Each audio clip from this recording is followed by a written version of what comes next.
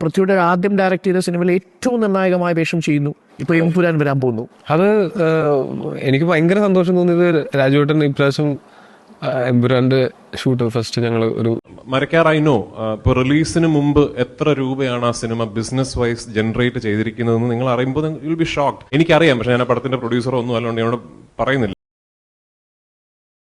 Movie ഇറങ്ങിയതിന് ശേഷം കൂടുതൽ ഏറിപ്പോയൊരു വ്യക്തി വേറെ ആരുമല്ല, നമ്മുടെ ഇലുമിനാറ്റി അണ്ണനാണ്. ആര്? പൃഥ്വിരാജ് സുകുമാരൻ. എൻ്റെ പൊന്നു, പുള്ളി നല്ല രീതി കയറി ഇറങ്ങിക്കൊണ്ടിരിക്കുക സത്യം പറഞ്ഞല്ല. ഓക്കെ, ബാറോസ് മാത്രമല്ല, മരക്കാർ അറബിക്കടയിലെ സിംഹം അതും വന്നപ്പോഴും പുള്ളി കുറേ ഏറിലായതാണ്. കാരണം പുള്ളി പറയുന്ന കാര്യങ്ങളൊക്കെ പണ്ടൊക്കെ കറക്റ്റ് ആകുമായിരുന്നു. ഇപ്പം എന്താണെന്ന് അറിയത്തില്ല, പ്രത്യേകിച്ച് ലാലേട്ടൻ്റെ കാര്യത്തില്ല.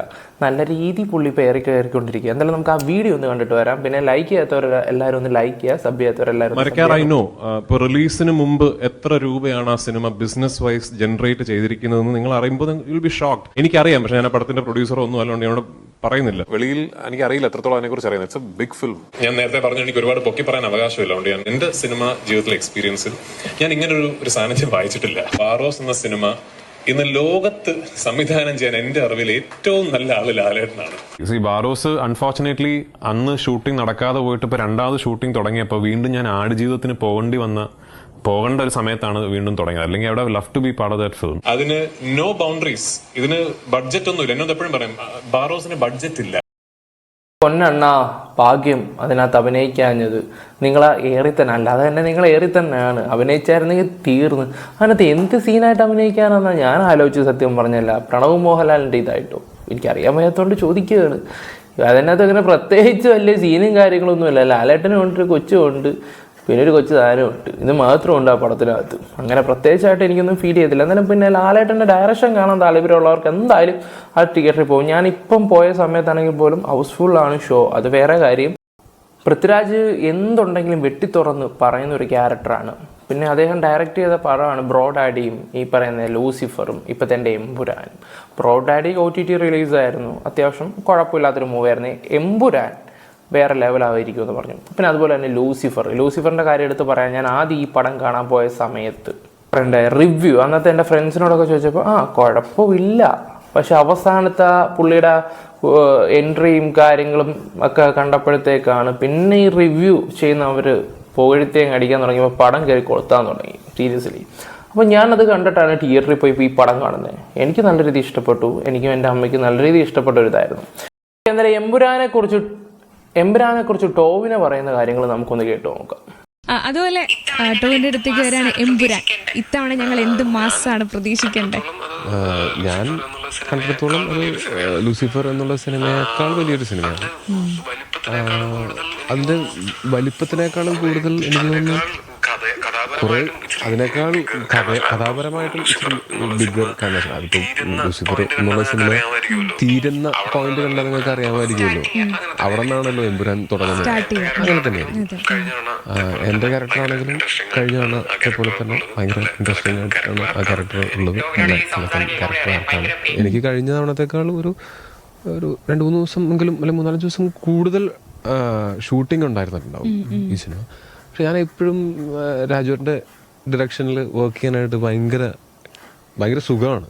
ഒന്നാമത് പുള്ളിക്ക് നല്ല ക്ലാരിറ്റി ഉണ്ട്, ഭയങ്കര പ്രിസൈസാണ്. അപ്പം നമ്മൾ പെർഫോമൻസിനെ പറ്റിയിട്ട് നമ്മൾ വേറെ വറി ചെയ്യേണ്ട കാര്യമില്ല, പുള്ളി നോക്കിക്കോളും കാര്യം. പിന്നെ നല്ല രസമാണ് അങ്ങനത്തെ ഒരു ഭയങ്കര കോൺഫിഡൻ്റ് ഉള്ള പ്രിസൈസ്ലി. ടോവിനോയുടെ ആ സംസാരത്തിൽ തന്നെ ഉണ്ട്. മുക്കും മൂലയും മാത്രമേ അണ്ണം പറയത്തുള്ളൂ, അത് വേറെ കാര്യം. ഈ പടത്തിന്റെ കഥ ടോവിനോയ്ക്ക് പോലും അറിയത്തില്ല സത്യം പറഞ്ഞു. പൃഥ്വിരാജിനും ആന്റണിക്കും മോഹൻലാലിനും പിന്നെ വേറൊരാൾക്കും കൂടി കഥ മാത്രം അറിയാം. ബാക്കി ഒറ്റ മനുഷ്യന് ഇതിന്റെ ഫുള്ള് കഥയും കാര്യങ്ങളും ഒന്നും അറിയത്തില്ല. വന്ന് അഭിനയിച്ചു പോവുക, ഇടയ്ക്ക് ആന്റണി വിളിക്കുക, അതിൻ്റെ അടുത്ത ഹെലികോപ്റ്റർ സെറ്റ് ചെയ്യുക, സാധനം ഇവിടെ കൊണ്ടെത്തിക്കുക എന്ന് പറയുന്ന നമ്മൾ ഉദ്ദേശിക്കുന്ന പോലുള്ള ചീള് സാധനങ്ങളൊന്നും അല്ല ഇറക്കുമതി ചെയ്തിരിക്കുന്നത്. വേറെ വേറെ വേറെ ലെവൽ ഐറ്റങ്ങളാണ് പൃഥ്വിരാജ് ഇറക്കിക്കൊണ്ടുവരുന്നത്. ഇത് അടുത്ത KGF സലാറോ അതിനേക്കാളും മികച്ച ഒരു ഐറ്റം ആവാനാണ് കൂടുതലും ചാൻസ്. ടോവിനോ പറയുന്നത് ബാക്കിയും കൂടെ ഒന്ന് കേട്ടു നോക്കാം നമുക്ക്.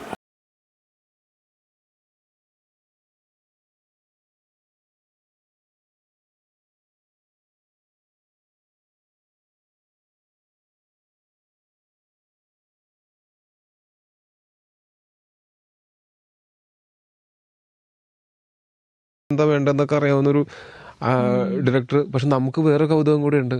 ഇവിടുത്തെ ഒരു ടോപ്പ് മുൻനിരയിൽ നിൽക്കുന്ന ഒരു ആക്ടറാണ്. ഇത്രയും പടങ്ങൾ ചെയ്തിട്ടുള്ള 100-ലധികം സിനിമകൾ ചെയ്തിട്ടുള്ള ഒരു ആക്ടറാണ്. ആ എക്സ്പീരിയൻസ് മുഴുവൻ, അതായത് ഇപ്പോൾ പഴയ ജനറേഷൻ്റെ ആ ഒരു പ്രിസിഷനും പുതിയ ജനറേഷൻ്റെ ആ ഒരു പുതിയ ടെക്നോളജിയും ഒക്കെ ബ്ലെൻഡ് ചെയ്തുകൊണ്ട് സിനിമ എന്ന ഒരു ഡയറക്ടറെ കാണുമ്പോൾ അദ്ദേഹം ഇവിടുത്തെ ഏറ്റവും മുൻനിരയിൽ നിൽക്കുന്ന ഒരു നടനും കൂടെ ആകുമ്പോൾ അത് ഭയങ്കര കൗതുകമാണ് വർക്ക് ചെയ്യാനായിട്ട്. അതാണ് എനിക്ക് എമ്പുരാനും ലൂസിഫറൊക്കെ ചെയ്യുന്ന സമയത്ത് എൻ്റെ ഏറ്റവും വലിയ കൗതുകം അതാണ്. ഇങ്ങനെയാണെങ്കിൽ ഇത് കഴിയുമ്പോൾ ഞാൻ എന്നിട്ട് ഇങ്ങനെ പറയുകയും ചെയ്യും. മറ്റേ ഒരു സുഖാന്ത് ഗോയൽ എന്നുള്ള ആക്ടറൊക്കെ ഉണ്ടായിരുന്നു ഹിന്ദിയിൽ. അപ്പോൾ ഞങ്ങൾക്ക് ഒരുമിച്ചൊരു സീനൊക്കെ ഉണ്ടായിരുന്നു. ഇത് കഴിയുമ്പോൾ ഞങ്ങൾ ഒരു ഷോട്ട് കഴിയുമ്പോഴത്തേക്കും കട്ട് ഷോട്ടൊക്കെ എന്ന് പറയുമ്പോൾ കട്ട് ഷോട്ട് പറഞ്ഞു കഴിഞ്ഞ് പിന്നെ അത് പ്ലേ ബാക്ക് ഒക്കെ നോക്കിയിട്ടാണ് സാധാരണ നമ്മൾ 90% സിനിമകളിലും അങ്ങനെയാണ്. പക്ഷെ ഇവിടെ എന്ന് പറഞ്ഞാൽ കട്ട് ഷോട്ടൊക്കെ എന്നാ പറയണേ, അതായത് ഷോട്ട് എടുത്തിരുന്ന ഇപ്പൊ നെക്സ്റ്റ് ഷോട്ടിന്റെ പ്രിപ്പറേഷനിലേക്കാണ് പോകുന്നത്. ഞാൻ പൃഥ്വിരാജിന്റെ കൂടെ ഉള്ള ഒരു എക്സ്പീരിയൻസ് ആണ് അദ്ദേഹം ഇപ്പോൾ ഷെയർ ചെയ്തേക്കുന്നത്. Cut short okay. അപ്പം പൃഥ്വിരാജ് വേറെ ലെവലൊക്കെ തന്നെയാണ് ഡയറക്ഷൻ്റെ കാര്യത്തിൽ. അത് നമുക്ക് മനസ്സിലായിട്ടുള്ള കാര്യങ്ങളൊക്കെ തന്നെയാണ്. പിന്നെ പടം ഇറങ്ങുമ്പോൾ നശിപ്പിക്കാൻ കുറേ ആൾക്കാർ ഇറങ്ങി തുണിച്ചിട്ടുണ്ട്. ലാലേട്ടൻ്റെ കാര്യം ആയതുകൊണ്ടൊന്നും പറയാനും പറ്റത്തില്ല. എന്തായാലും ഈ പടം എനിക്ക് 100% ഉറപ്പുണ്ട്. ചിലപ്പോൾ മലയാളത്തിലെ ഒരു 500 കോടിയെങ്കിലും അടിക്കാതെ ഈ പടം പോവാത്തില്ലെന്നാണ് എൻ്റെ മനസ്സ് പറയുന്നത്. ഫസ്റ്റ് 500 കോടി നിങ്ങൾ എഴുതി വെച്ചോ, ലൂസിഫർ ആയിരിക്കും. അത് എമ്പുരാൻ തന്നെ ആയിരിക്കും എന്നാണ് എൻ്റെ മനസ്സ് പറയുന്നത്. ഇപ്പോൾ എന്തായാലും നമ്മുടെ മാർക്കോ വേൾഡ് അറിയപ്പെട്ട് തുടങ്ങിയിട്ടുണ്ട്. അത് ഒരുപാട് സന്തോഷം. എനിക്ക് Malayalam film industry one of the best ആവണമെന്നതാണ് എനിക്ക് ഏറ്റവും കൂടുതൽ ആഗ്രഹം. പിന്നെ ഈ കന്നഡ അറിയാലോ, KGF കൊണ്ടുവന്ന് അവരൊക്കെ എവിടെ കിടന്ന ടീംസുകളാണ്. ഇപ്പോൾ അവരാണ് വലിയ പടങ്ങളൊക്കെ കന്നഡയും തെലുങ്ക് ഇൻഡസ്ട്രിയൊക്കെ. നമ്മുടെ മലയാളം കൂടെ എത്തണ്ടേ, നമുക്ക് നമ്മുടെ മലയാളം ഇൻഡസ്ട്രി ഒരു ലെവലാക്കണ്ടേ. നമ്മുടെ ആൾക്കാർ റിവ്യൂ ചെയ്ത് കുളവാക്കുന്നതേ ഉള്ളൂ. എന്നാലും നമുക്ക് ബാക്കിയും കൂടെ കേൾക്കാം. നമ്മുടെ മൊട്ടയണ്ണൻ ഉണ്ടല്ലോ, റിപ്പോർട്ടർ ചാനലിലെ, പുള്ളിയായിട്ടൊരു ഇൻ്റർവ്യൂവിൽ ടോവിനെ പറയുന്ന കുറച്ച് കാര്യങ്ങൾ വെച്ച് തരാം. പൃഥ്വിയുടെ ആദ്യം ഡയറക്ട് ചെയ്ത സിനിമയിൽ ഏറ്റവും നിർണായകമായ വേഷം ചെയ്യുന്നു. ഇപ്പൊ എമ്പുരാൻ വരാൻ പോകുന്നു. അത് എനിക്ക് ഭയങ്കര സന്തോഷം തോന്നിയത് രാജുവേട്ടൻ ഇപ്രാവശ്യം എമ്പുരാന്റെ ഷൂട്ട് ഫസ്റ്റ് ഞങ്ങൾ ഒരു സീൻ ഷൂട്ട് ചെയ്ത് കഴിഞ്ഞപ്പോൾ ഞാൻ അങ്ങോട്ട് കോംപ്ലിമെന്റ്സിന് വേണ്ടി ചോദിക്കാറുമില്ല. അങ്ങനെ ഒരു ഡ്രമാറ്റിക് കോംപ്ലിമെന്റ്സ് പരിപാടി അങ്ങോട്ടും ഇങ്ങോട്ടും പറയാറില്ല. രാജുവേട്ടനാണോ വിളിക്കുന്നത് പൃഥ്വിയെ? അത് എനിക്കൊരു ചേട്ടന്റെ സ്ഥാനത്തുള്ള ഒരാളാണ്. ഞാൻ അങ്ങനെ തന്നെയാണ് പുള്ളി കാണുന്നത്. അപ്പോൾ പുള്ളി എൻ്റെ അടുത്ത് പറഞ്ഞു ഭയങ്കര ഇമ്പ്രൂവ്മെന്റ് ഉണ്ട് കേട്ടോ. വെരി ഫ്യൂ വേർഡ്സ് എൻ്റെ സ്പിരിറ്റ്സ് ഭയങ്കര ഹൈ ആക്കി തന്നു. അതായത് ഭയങ്കര ഇമ്പ്രൂവ്മെന്റ് ഉണ്ട്, എല്ലാത്തിലും ഡിക്ഷൻ ആണെങ്കിലും എല്ലാ പ്രൊണൗൺസിയേഷൻ ആണെങ്കിലും ഒക്കെ അടിപൊളി. Thank you. അത് തരുന്ന കോൺഫിഡൻസ് ഭയങ്കര അടിപൊളിയാണ്. എമ്പുരാൻ വലിയ എക്സ്പെക്ടേഷനിൽ ഇരിക്കുന്ന ഒരു മൂവിയാണ്. പ്രത്യേകിച്ച് ലൂസിഫർ എന്ന് പറയുന്ന ഫിലിം ഉണ്ടാക്കിയ ഒരു ഓളം, ആ ഓളത്തിന് മുകളിൽ നിന്നില്ലെങ്കിൽ വലിയ ഒരു ബുദ്ധിമുട്ടുണ്ടാവും. അപ്പം ഈ ഷൂട്ട് കഴിഞ്ഞതിന് ശേഷമേ എന്തൊരു ഫീല്? റിപ്പോർട്ടറിൻ്റെ ഈ ചോദ്യം കേട്ടിട്ട് എന്തോ പന്തിയോടുകൂടെ ഫീൽ ചെയ്യുന്നുണ്ട് കേട്ടാ. എന്തായാലും പടം മക്കളെ നല്ല രീതിയിൽ പോകുമെന്നാണ് എൻ്റെ മനസ്സ് പറയുന്നത്. അരുണിൻ്റെ ചോദ്യം എന്താണെന്ന് വെച്ചാൽ ഈ പടം പൊട്ടിയാലുള്ള രീതിയിലുള്ള സംസാരമാണ്. എന്തായാലും ഒരു 90-99% എഴുതി വെച്ചോ, പടം കയറി കൊളുത്തും. പിന്നെ അതുപോലെ തന്നെ ഈ പടം ഇച്ചിരി മോശമാണെങ്കിൽ പോലും ഇവിടുത്തെ റിവ്യൂ ഇടുന്നവന്മാർ പോലാണെങ്കിൽ പോലും പേടിച്ച് പടത്തിനെ ഹൈപ്പാക്കിക്കോളും. പ്രത്യേകിച്ച് നിങ്ങൾ കണ്ടോ, അശ്വൻ കുക്ക്, ഈ പറയുന്ന സായി, ഈ പറയുന്ന കുറേ ഉണ്ണി, ശശാം, ഇവന്മാർ ഈ പടം അഥവാ മോശമാണെങ്കിൽ പോലും ആവത്തില്ല, നമുക്കറിയാം. ഈ പറയുന്ന ഇവന്മാർ തന്നെ അടിച്ചു കയറ്റി വിടും. കാരണം എന്ന് വെച്ചാൽ ട്രെൻഡിങ്ങിനെ വാഴ്ത്തി പാടുന്ന കുറേ റിവ്യൂമാരുണ്ട്, ആളും പെട്ടും കേട്ടവന്മാർ. അതുകൊണ്ട് ഞാൻ പറഞ്ഞതാ, സിനിമ അച്ചീവ് ചെയ്യേണ്ടതെന്നും എങ്ങനെയാണ് ആ സിനിമ ഷൂട്ട് ചെയ്യേണ്ടതെന്നൊക്കെ നല്ല ധാരണയുള്ള ആൾ തന്നെയാണ്, അത്ര ബോധ്യമുള്ള ആളാണ്. അത് കാരണം അതിൽ അഭിനയിക്കുന്ന എനിക്കൊന്നും ഒരു ടെൻഷനില്ല. ആ പുള്ളി അത് പ്രോപ്പറായിട്ട് ചെയ്തിട്ടുണ്ട്. ഈ ലൂസിഫറിലെ തന്നെ പല സീനുകളും ശരിക്കും പറഞ്ഞാൽ ഗൂസ് ബംസ് ഉണ്ടാക്കുന്ന സീനുകൾ ഉണ്ടാക്കിയിട്ടുണ്ട്. അതെ, ഉണ്ടായിരുന്നു. എക്സ്പെക്ട് ചെയ്യാൻ പറ്റുമോ എമ്പുരാനിൽ? ഉറപ്പായിട്ടും ഉണ്ടാവേണ്ടതാണ്. ഇപ്പൊ ഗൂസ് ബംസ് ഉണ്ടാവുമോ ഇല്ലെന്ന് പ്രേക്ഷകർ തിയേറ്ററിൽ കണ്ടിട്ടാണ് അറിയേണ്ടത്. പക്ഷെ അതിനുള്ള പരിപാടികളൊക്കെ ആ സിനിമയിലുണ്ട്. അത്രയും പരിപാടികളൊക്കെ വേണമല്ലോ. എന്തായാലും ഞാൻ മെയിനായിട്ട് ലാലേട്ടനെയും പിന്നെ നമ്മുടെ ഗോവർദ്ധനെയും ഒക്കെ ആയിരിക്കും നോട്ടം ഇട്ട് വെച്ചിരിക്കുന്നത്. അടിപൊളിയാണ് സത്യം പറഞ്ഞാൽ. പിന്നെ സായി കുമാർ, എടുത്തു പറയേണ്ട കുറേ ആൾക്കാരുണ്ട് ലൂസിഫറിനകത്ത് ചെയ്ത് വെച്ചിരിക്കുന്നത്. പിന്നെയെന്ന് പറഞ്ഞാൽ എനിക്ക് അതിനകത്ത് ഇഷ്ടപ്പെട്ടതെന്ന് വെച്ചാൽ ജയിലിനകത്ത് ഒരു ഇടിയുണ്ട്, നമ്മുടെ ബാല കൊള്ളായിരുന്നു. അതിനകത്ത് ആ സമയത്തൊക്കെ ബാല വേറെ ലെവലായിരുന്നു, പിന്നെ പറഞ്ഞിട്ട് കാര്യമില്ല. ഓക്കെ, എന്തായാലും പടം ഇറങ്ങട്ടെ. പടം ഇറങ്ങുമ്പോൾ എന്തായാലും ലൂസിഫറിന് വെയിറ്റ് ചെയ്യുന്ന കുറേ ആൾക്കാരുണ്ടല്ലോ. എന്തായാലും ഇത് എനിക്ക് ഉറപ്പാണ് ഈ പടം വമ്പ ഹിറ്റായിരിക്കും. ഇത് തകർക്കാൻ പല അവന്മാരും നോക്കിയാലും നിങ്ങൾ പേടിക്കേണ്ട ആവശ്യമില്ല. റിവ്യൂ ഇടുന്നവന്മാർ വരെ അഥവാ എന്തെങ്കിലും ഫോൾട്ട് ഉണ്ടെങ്കിൽ പോലും അടിച്ച് കയറ്റി വിടുന്ന ടീംസുകളായിരിക്കും. കാരണം ഈ ഒരു കാര്യത്തിൽ അങ്ങനെ ചിലപ്പോൾ അവന്മാർക്ക് പണി കിട്ടുമെന്ന് നല്ല രീതിയിൽ അറിയാം. കാരണം ഇതാ പൃഥ്വിരാജിൻ്റെ പടമാണ്. അപ്പോൾ എന്തൊക്കെ വന്നാലും ഇവന്മാർ അടിച്ച് കയറ്റി വിടും.